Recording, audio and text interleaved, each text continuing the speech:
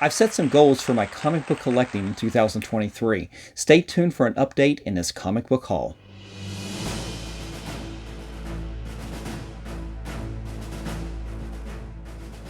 Welcome back, comic book fans. It's Rusty again from Collector Auctions, and in today's episode, we are going to go over comics that I've been picking up from various sources over the last month or so that are comics that have come off of my 2023 goals list.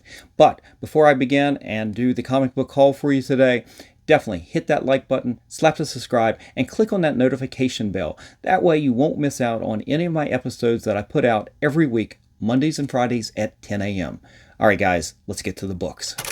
All right, so like I said, these are books that are on my 2023 goals list, and I don't think I've ever pulled out that list to show you guys, but it was basically a full page on a notebook pad with a lot of different things. Some of them were big, giant keys, like Spider-Man 129 or Hulk 181, and other ones were small books, but I was going for graded books to finish runs, like, for example, the Marvel Comics Presents run with Barry Windsor Smith and Weapon X that I'm continually doing, buying 9.8s and trying to get 9.8s when I send in books to complete that run.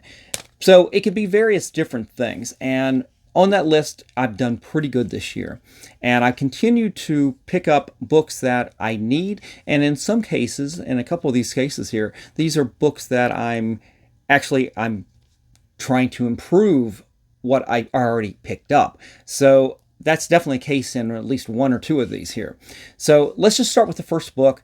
And the first book here is Batman 404. It is Batman Year One. This is by Frank Miller and Dave Mazzucchelli. I never knew how to say that name, although I've met him many years ago at a small comic book show and got him to sign all of the Batman Year One books, and I'm not sure if I got every one of the Born Again books he did with Frank Miller as well. But it's been a while because those books have all been signed on the inside cover, back when most artists and writers would sign the splash pages. And definitely before we started grading everything and encapsulating everything, so you couldn't see those signatures anymore. That's why covers are signed these days. But this right here was one of the goals on my list. It was an early goal, was to get all 4 issues of Batman Year One as 9.8s. And I had done pretty good. I have had my copies of my own that I had evaluated, and I got some of those graded, and I got some 9.8s and some 9.6s. And I struggled for a while to pick up I think it was the final issue, 407. And what's funny is if I had duplicate 9.8s, I would try to sell the duplicate. I don't need 2 of those. And just as I was able to purchase at a pretty decent price at 407, I made a sale on my duplicate 404 9.8. Now, I'd already had this. And then I made the sale, and then I realized, oh crap, I had that one book that I had sold. It had already sold on one of my platforms, and now it had just sold on the other platform. I had forgot to take it off of Shortbox or taking it off eBay, and I'm sitting there going, crap. So what I did was I ended up contacting the seller, and I ended up giving him my personal graded copy of this right here, 9.8. Now, over the year since then, I've been able to get another copy of 9.8, and I did complete the run on this. But I happened to be on Whatnot a couple weeks ago, and I was on the channel with MacMan Comics, and a buyer or seller that I have bought from before, and I just happened to see a couple books on there that I liked, and he had this, and I thought, looking at the auction price, that was a pretty decent price. And definitely, if you go to a show, you would pay $10 to $15 more than that for a pretty decent copy. And even though I've been staying away from Whatnot recently, I've been pulling myself off of there and trying not to spend as much, I went ahead and picked this up. And this is it's a decent copy, but it will definitely need some work. Let me show you the spine right there. If you can see it, guys, it's a little hard to see with the white backer board, but the back spine wraps around the cover here. Now, it's not a spine roll, it's just the wrap coming around on the front cover. So you've got this completely white edge down here. And my experience with those is that you can do pretty good on those, getting those graded, because you don't have to necessarily worry about that very visible color break because it's just white. Now, you still have to work on it and get those creases out and things like that, but you don't have to worry about even the slightest bit of a color break in that case. So I went ahead and picked this up. This definitely has a little bit rougher than I expected down this edge, but I look forward to getting this into the shop, but not anytime soon. Like I said, I've already got this.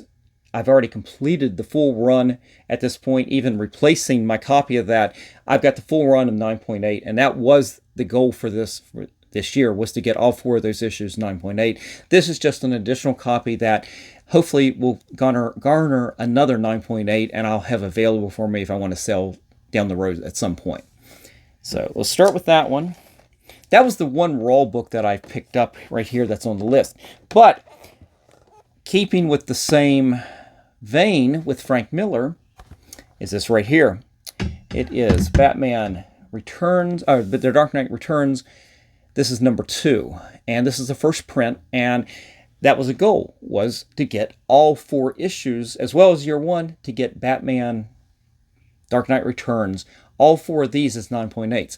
Now, my original books that I bought myself back in 1986 in college, I was able to get one of those issue number 1s as a 9.8, and so I kept that in my collection. I actually was able to get issues 3 and 4 as well out of the ones I had bought, but I had failed to get a 9.8 on any of the ones I bought that I had kept all these years for issue number 2.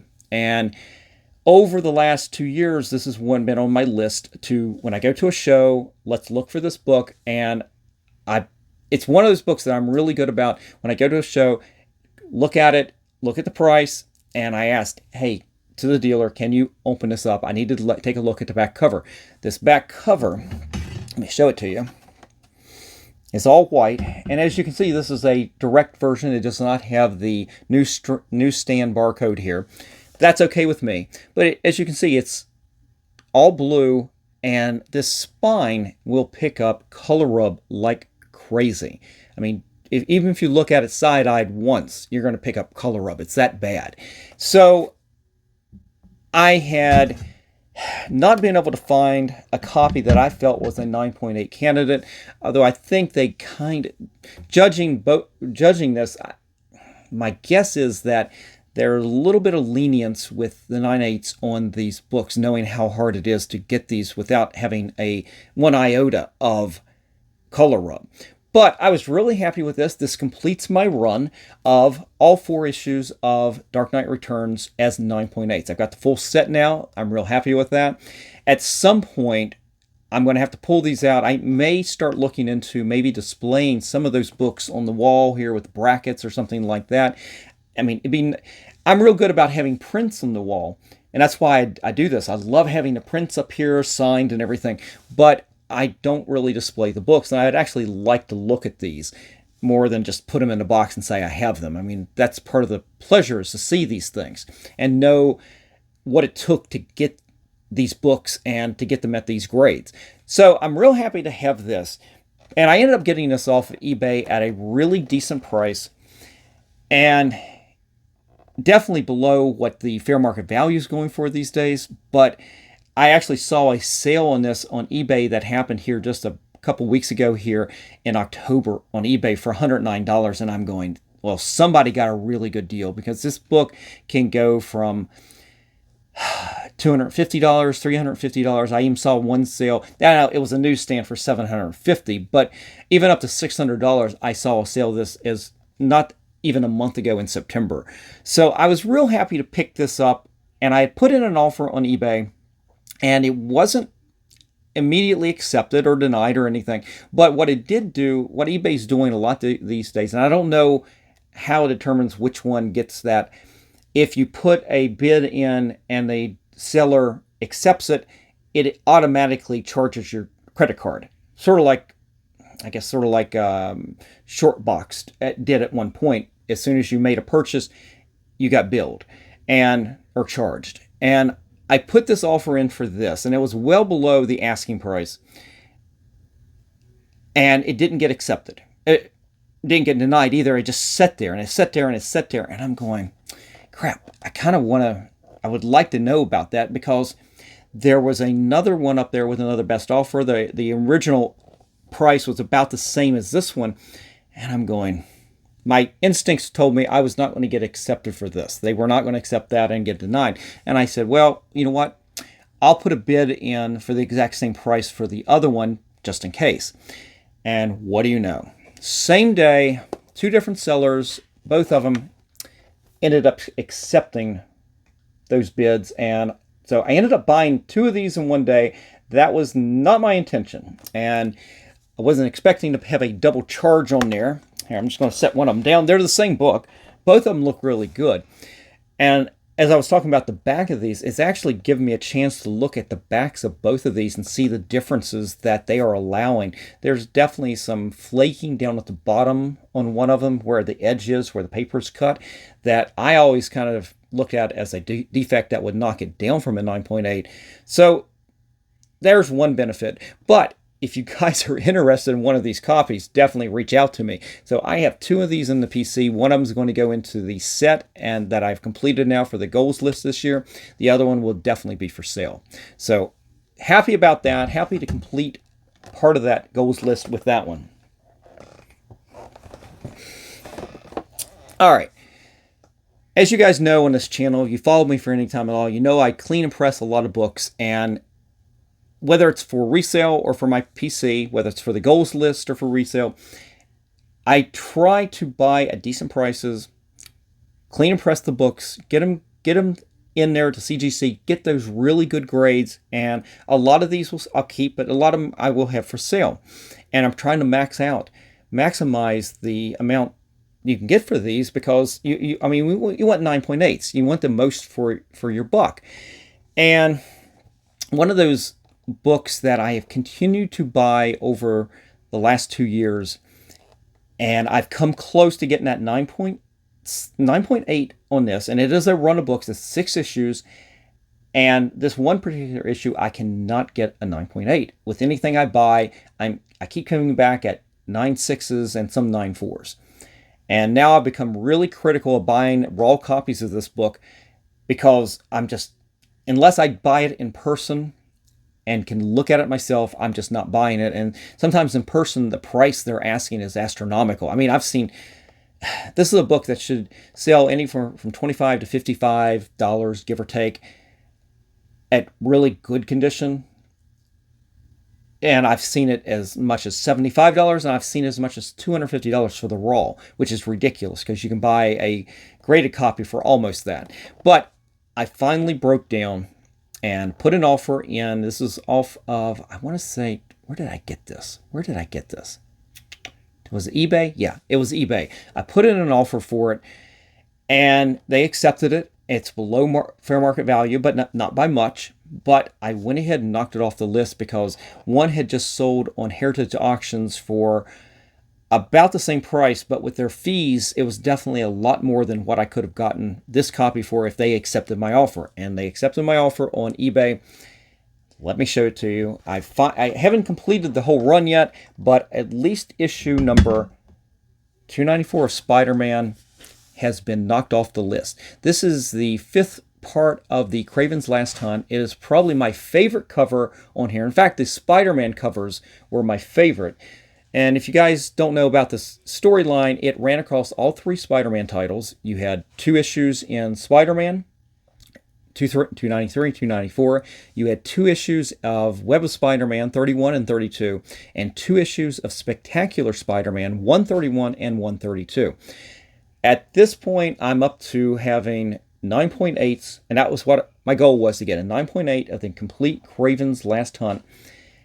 At this point, I'm 4 for 6. I still need to work on those Spectacular Spider-Mans, but luckily, those are not the more expensive books. So with the market being down, I may end up really checking out now, seeing what a 9.8 actually can go for, because this right here was the most expensive book in the run, and it has most to do with this cover, I believe.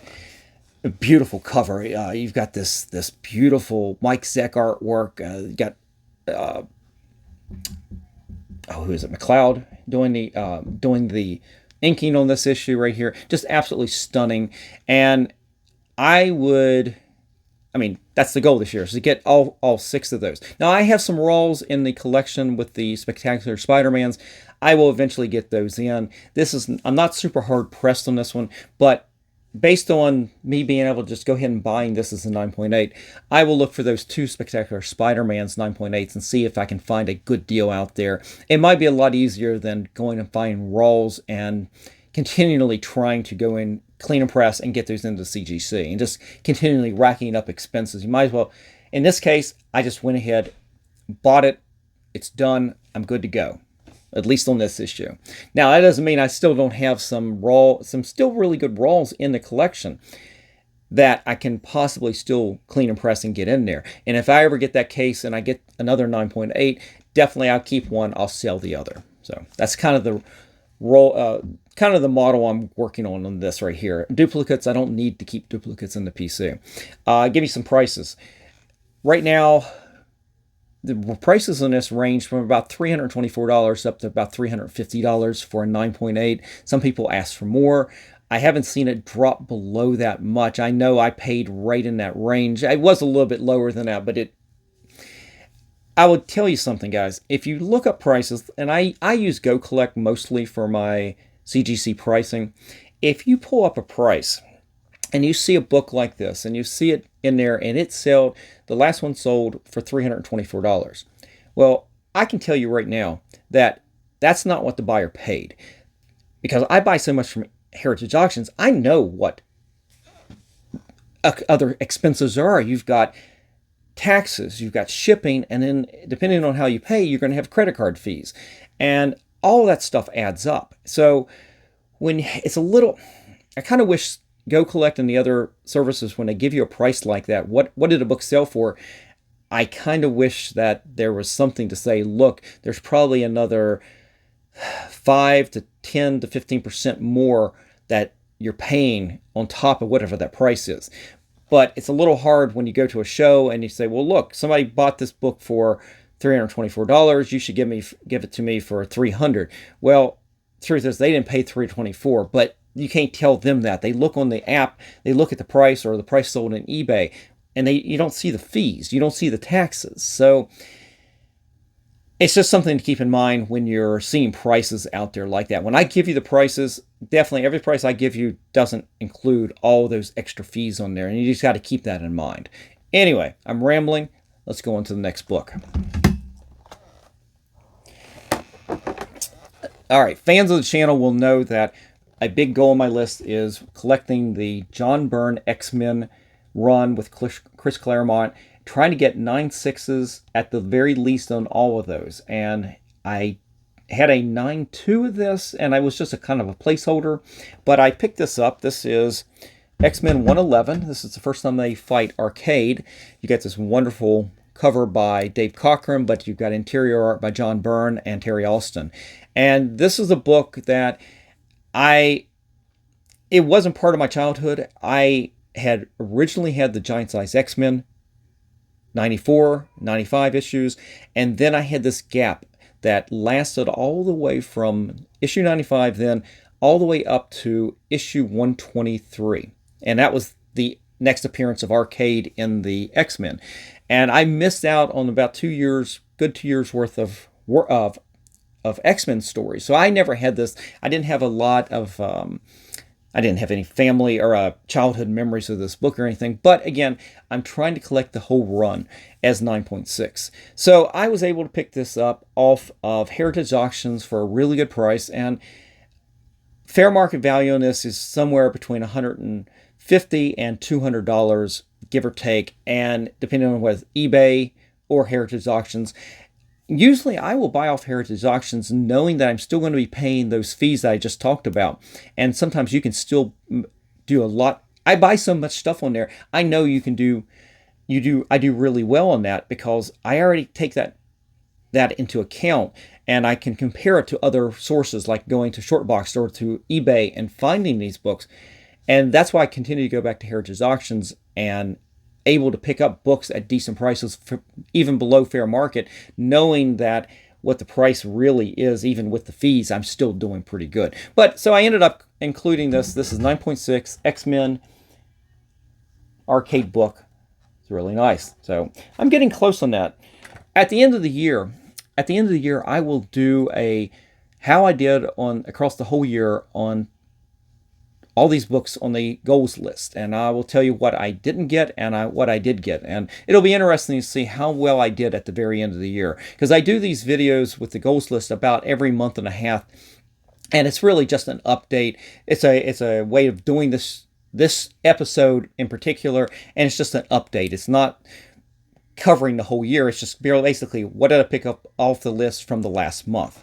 All right, so the next book is one that I said that yes, I'd already knocked it off the list on my goals list this year, but it popped up on Heritage Auctions at a much better grade. And I said, okay, again, we're watching this market kind of come down. You can find good deals. And I didn't go back and check, but I suspect that I paid for this not much more than what I paid for the other one. Well, maybe a little bit more because it is a much better grade. But this was on the goals list. I'd already had it. In fact, I've got 2 graded copies of it, but this is definitely an upgrade version of this, and this is actually where I'm really happy with, even though I said that in this run of books, I didn't necessarily need higher than this. I didn't even need higher than 9.0, to be honest with you, but when I saw this, I was like, it's a good price. Let's go ahead and pick it up, and then I'll try to sell the 9.0 that I have of this and the 7.0 I have of this, because what I did was I got another copy of Captain Marvel number 26. This is a 9.4, as you can see. Really good grade on this. This is the first cover appearance of Thanos, his second appearance, and just an absolute wonderful first story of Captain Marvel taking on Thanos. And you got this Thing cover, and I will tell you, this is one of my favorite comic books in my childhood. I love this book. I love the art. I mean, I didn't know who Thanos was. I mean, this was a great book. You've got Super Skrull in there, Captain Marvel, you got the Thing, you've got Jim Starlin doing artwork. I don't know, did you have Joe Sennett doing inking? No. I thought he did, but he didn't. Anyway, just absolutely great book. This is an upgrade. As I said, I've got a 9.0. And I was satisfied with that until this kind of popped up, and I felt like it was a price range where I was really comfortable with.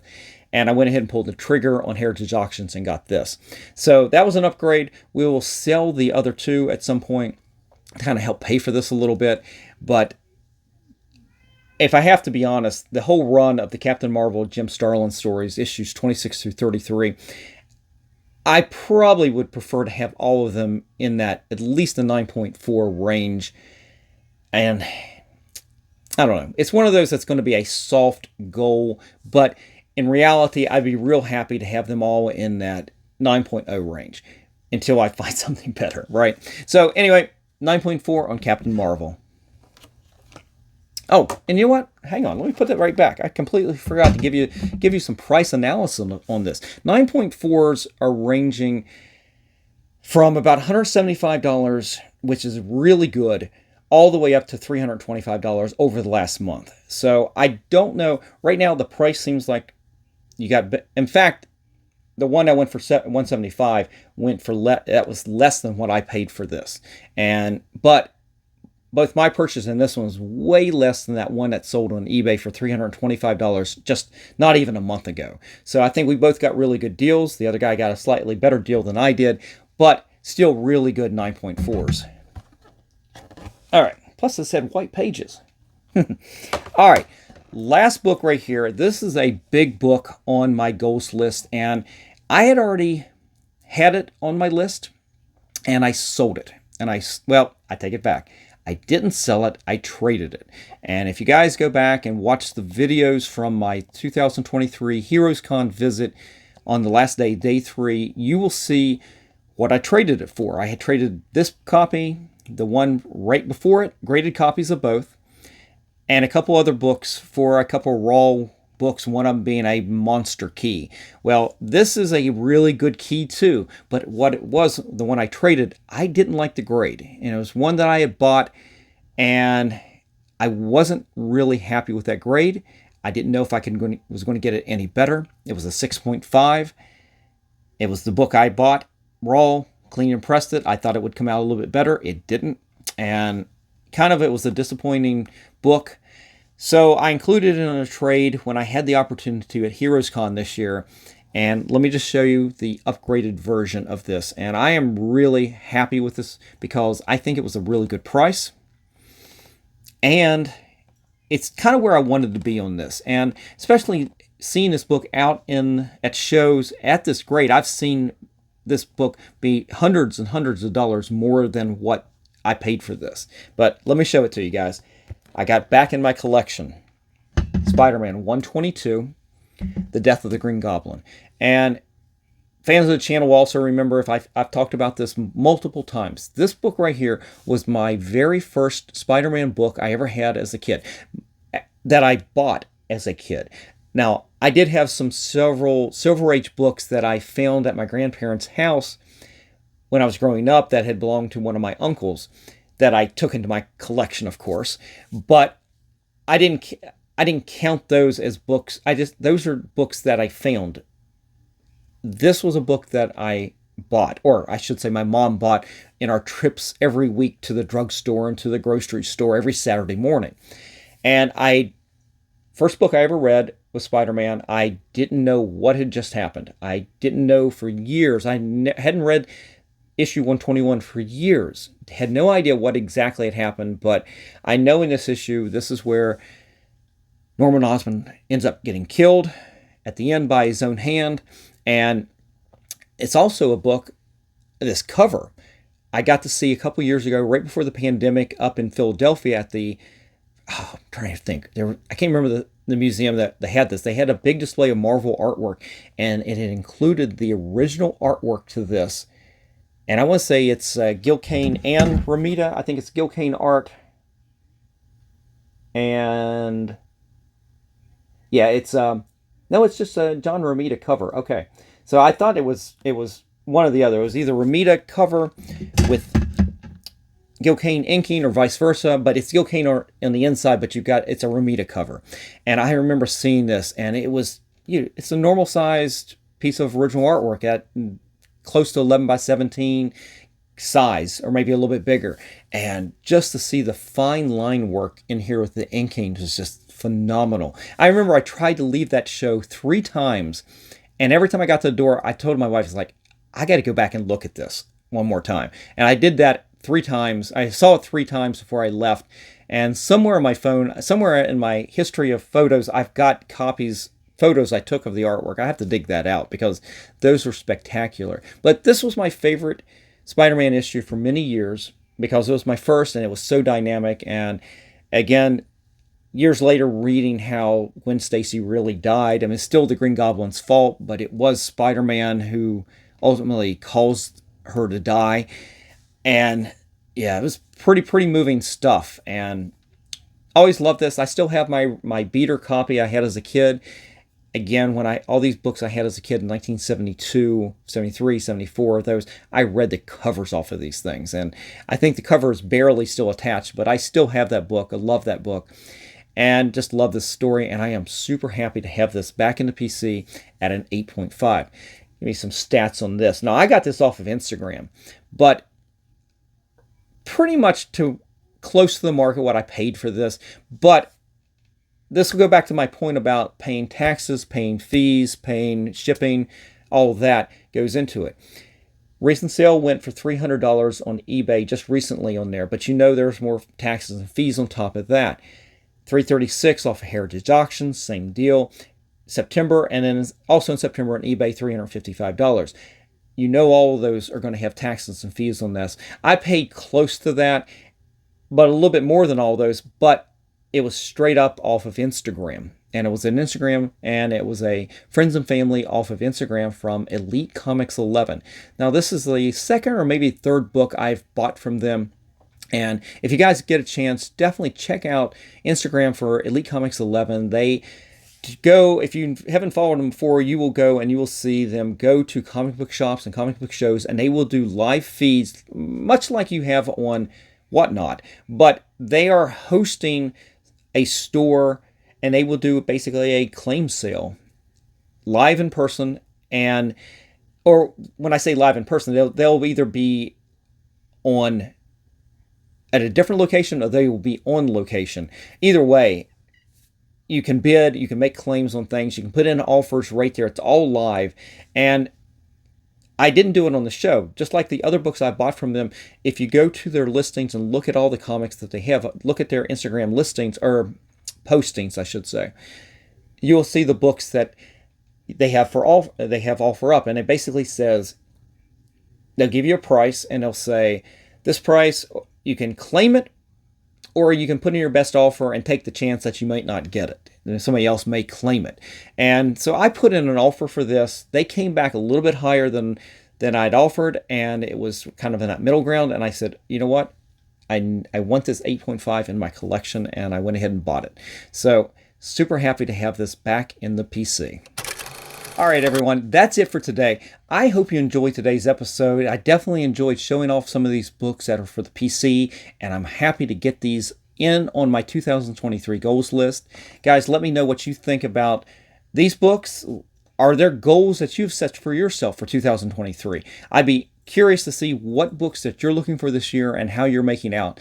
I know that at the end of the year, I will, as I said earlier, I will do a recap show for the whole goals list and see what I got and what I fell short on. So that should be an interesting show, but I'll do that late December, I'm sure. But guys, if you're ever interested in anything on the channel, definitely just reach out to me. I will definitely listen to offers.